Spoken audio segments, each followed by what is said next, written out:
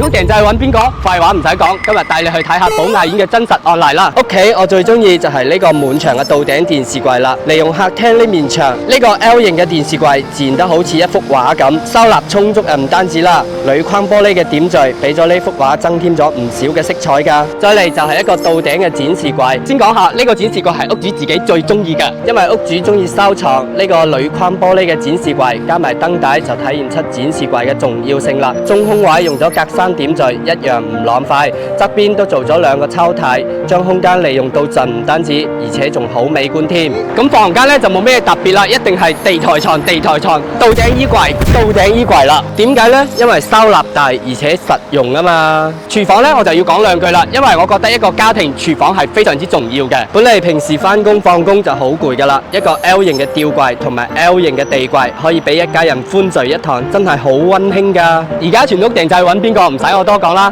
快揾我哋啦！